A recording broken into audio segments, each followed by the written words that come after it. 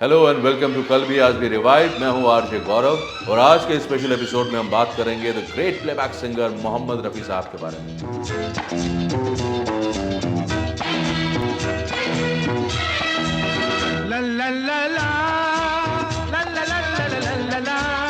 रफी साहब अगर film Amar Akbar Anthony में अपनी आवाज ना देते ऋषि कपूर को तो क्या होता? क्यों रफी साहब अमर अकबर एंथनी से दूर रहना चाहते थे और कैसे मनमोहन देसाई ने इन्हें मनाया कि नहीं आप आ जाएं? पर्दा है पर्दा, पर्दा है पर्दा, पर्दे के पीछे पर्दा नशी है, पर्दा नशी को बेपर्दा ना कर दूं पर्दा। मोहम्मद रफी एक ऐसी आवाज, एक ऐसी शख्सियत जो बहुत हौले बोला करते थे और अपने घर पे कभी अपने काम को डिस्कस नहीं करते थे, कभी किसी गाने के रिकॉर्डिंग के बारे में बात नहीं करते थे। लेकिन एक गाना ऐसा रिकॉर्ड किया था जिसके बारे में इन्होंने बहुत सारी बातें की अपने बच्चों से। घर पहुंचते ही इन्होंने अपने बच्चों से कहा, आओ आओ इधर आओ, पता है आज क्या हुआ रिकॉर्डिंग में? कौन सा था वो गाना, क्या हुआ था उस रिकॉर्डिंग में, ये किस्सा भी मैं आपको जरूर सुनाऊंगा। महबूबा महबूबा महबूबा, तुझे जाना है तो जा, तेरी मर्जी मेरा क्या। और साथ ही ये एक बड़ी अजब गजब बात, ये कैसे एक फकीर के आशीर्वाद ने मोहम्मद रफ़ी को प्लेबैक सिंगिंग या फिर मौसीकी की दुनिया में आगे की तरफ भेज दिया, जबकि इनके वालिद साहब इस बात के सख्त खिलाफ थे कि मोहम्मद रफ़ी का ज़रा सा भी राब्ता हो संगीत के साथ। ये सारे किस्से, ये सारी बातें अभी इसी वक्त कल भी आज भी रिवाइव पर मेरे यानी गौरव के साथ। जन्म जन्म का साथ है तुम्हारा हमारा, तुम्हारा हमारा।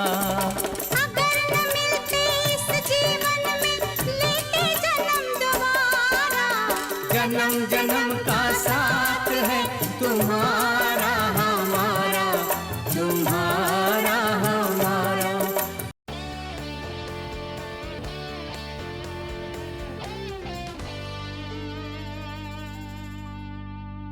कल भी आज भी रिवाइव पर गौरव के साथ हैं आप, और आज के स्पेशल एपिसोड में हम बात करेंगे the great singer Mohammed Rafi साहब के बारे में। This is Rafi special. गुलाबी आंखें जो तेरी देखी, शराबी ये दिल हो गया।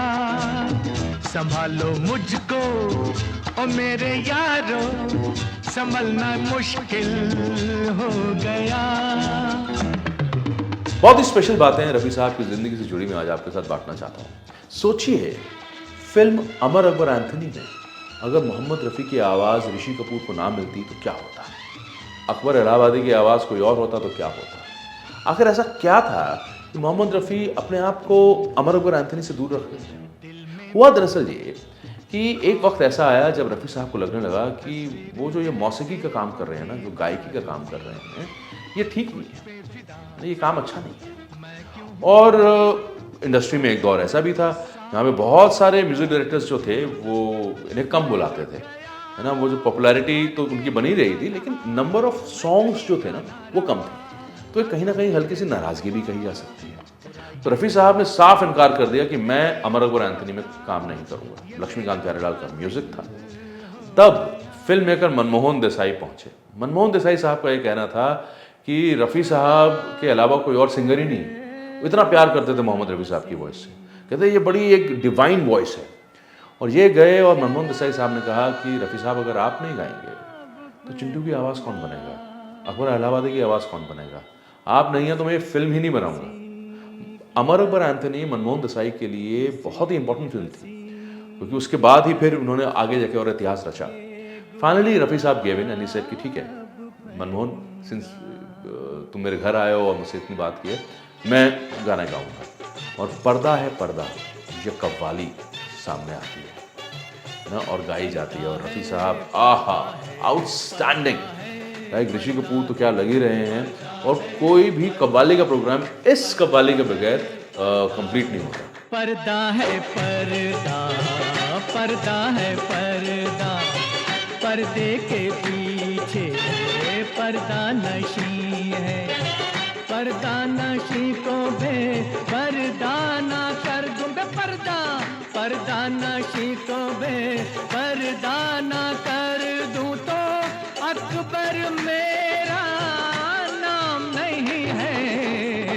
पर्दा है पर्दा, पर्दा है पर्दा है, पर्दे के पीछे पर्दा नहीं। इस गाने में आपको एक और ध्यान देना होगा कि बीच में ना अमिताभ बच्चन भी गाते हैं कि अकबर तेरा नाम नहीं, वो आवाज़ जो है वो अमित कुमार की वॉइस है। हाँ, सोचिए एक गाने के अंदर कितनी सारी चीज़ें होती हैं एंड लक्ष्मीकांत प्यारेलाल ने कमाल का म्यूजिक दिया। अच्छी बात है कि अकबर इलाहाबादी की वॉइस बनकर आए मोहम्मद रफ़ी, छा गए। यूं ही तुम मुझसे बात करती हो, यूं ही तुम मुझसे बात करती हो, या कोई प्यार का इरादा है। आदाए दिल की जानता ही नहीं, आदाए दिल की जानता ही नहीं। मोहम्मद रफ़ी साहब एक ऐसी शख्सियत थे जो बहुत कम इंटरव्यूज़ दिया करते थे, अपने काम के बारे में घर पे बिल्कुल बात नहीं करते थे, लेकिन एक गाना इन्होंने ऐसा रिकॉर्ड किया जिसके बाद ये इतने एक्साइटेड थे कि घर गए, अपने बच्चों को बुलाया, कहा इधर आओ इधर आओ इधर आओ, पता है आज रिकॉर्डिंग में क्या हुआ। बहुत सॉफ्ट बोला करते थे, बहुत हौले बोला करते थे। बच्चों ने चारों तरफ से इन्हें घेर दिया और फिर रफ़ी साहब ने कहा कि आज मैंने अमिताभ बच्चन के साथ गाना गाया है। सबने कहा अच्छा, अमिताभ बच्चन सुपरस्टार बन गए थे, पर रफ़ी साहब को इस बात का इल्म नहीं था कि वो खुद कितने बड़े सुपरस्टार हैं, लोग उनके कितने मुरीद हैं, अमिताभ बच्चन खुद उनके कितने बड़े मद्दाह हैं। ठीक है, लेकिन रफ़ी साहब बता रहे हैं कि आज मैंने अमिताभ बच्चन के साथ गाना गाया है, वो गाना रिकॉर्ड हुआ है।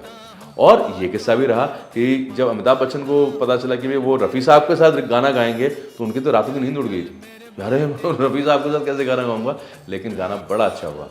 गाना याद है कौन सा? गाना है चल मेरे भाई, है ना, चल मेरे भाई। और फिर अमिताभ बच्चन बोलते हैं आ रहा है हाथ, आ रहा है जा, है ना। वो कमाल का वो गाना जो है, ऑफ कोर्स अगेन रफ़ी साहब ने ऋषि कपूर का ही प्लेबैक दिया और अमिताभ बच्चन अपने लिए गा रहे थे, पर ये वो गाना रहा जिसके बारे में रफ़ी साहब ने अपने घर जाके बात की कि बताया आज क्या हुआ। चल मेरे भाई जान हुआ आवारा, सुबह का निकला तारा, चल मेरे भाई अबे हट, चल चल मेरे भाई तेरे हाथ जोड़ता हूँ, हाथ जोड़ता हूँ तेरे पाँव पड़ता हूँ, चल मेरे भाई। सवाल जवाब हमारे फिल्मी म्यूजिक में ना चांद से बड़े किए जाते हैं, लेकिन कुछ सवालों के जवाब कभी कभी चांद दे भी देता है। कुछ ऐसा ही हुआ।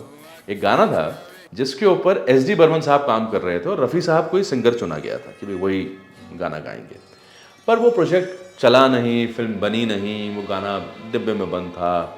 और उस ज़माने में SD बर्मन साहब को असिस्ट करते थे RD बर्मन, तो बहुत सारी जो कॉम्पोजिशंस हैं वो RD बर्मन की बनाई हुई हैं। जयदेव साहब भी SD बर्मन साहब को असिस्ट करते थे उस दौर में। अब हुआ क्या कि वो गाना तो डिब्बे में बंद था, सामने आया ही नहीं। लेकिन जब संजय खान फिल्म बना रहे थे अब्दुल्ला, तो उन्होंने RD बर्मन को चुना कि भाई आप म्यूज़िक देंगे इस फिल्म का, और रफ़ी साहब का भी होना लाजमी है। तो एक गाना RD बर्मन ने सुनाया, कहते देखिए ये गाना ना बाबा ने बनाया था, मैंने उनको असिस्ट किया था, तो आपको ठीक लगता है नहीं लगता है।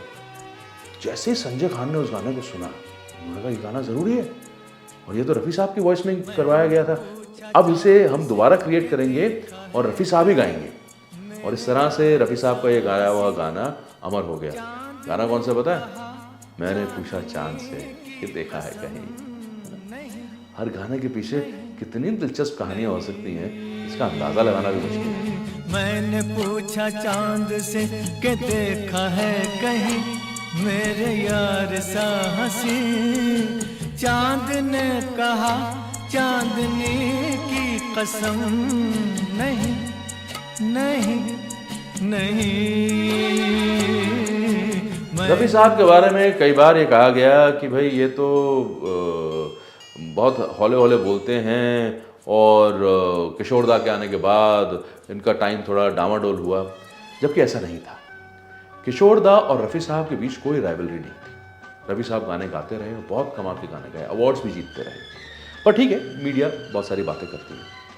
पर एक बहुत ही इमोशनल चीज़ हुई जब रफ़ी साहब गुजर गए, तब किशोर दा रफ़ी साहब के पैरों पे बैठे हुए थे, पाँव छूकर रो रहे थे कि मेरे दोस्त रफ़ी साहब चले गए, रफ़ी साहब चले गए। बच्चों की तरह बिलख बिलख के रो रहे थे।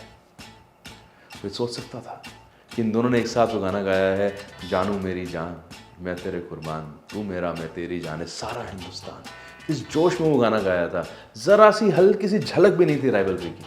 इसलिए कल भी आज भी रिवाइव के इस स्पेशल एपिसोड में, रफ़ी स्पेशल में, ये बात मैंने आपके सामने रखी है। जानू मेरी जान